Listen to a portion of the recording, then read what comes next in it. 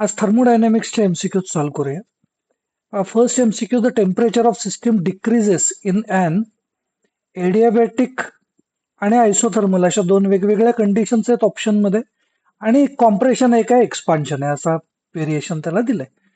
हे सॉल्व्ह करण्यासाठी आपल्याला first law of thermodynamics use केला पाहिजे. Delta U is equal to Q plus W. Delta U त्यांनी आपल्याला काय सांगितलं, temperature decreases. If temperature decreases delta U also decreases. So if delta U decreases तर आपण त्याला म्हणणार आहे निगेटिव्ह.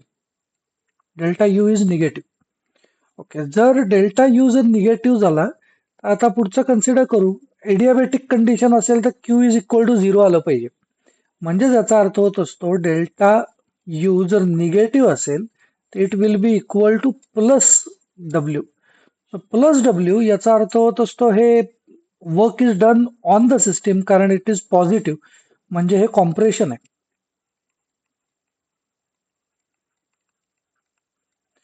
आणि डेल्टा यू निगेटिव्ह आहे याचा अर्थच होत असतो delta T is also negative, म्हणजे याचा अर्थ होत असतो टेम्परेचर हॅज डिक्रीज्ड.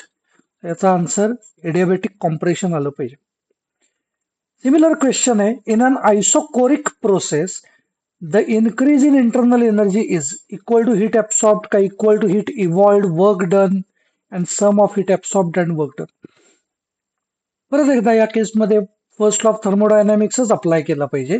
आयसोकोरिक आहे याचा अर्थ होत असतो व्हॉल्यूम इज कॉन्स्टंट.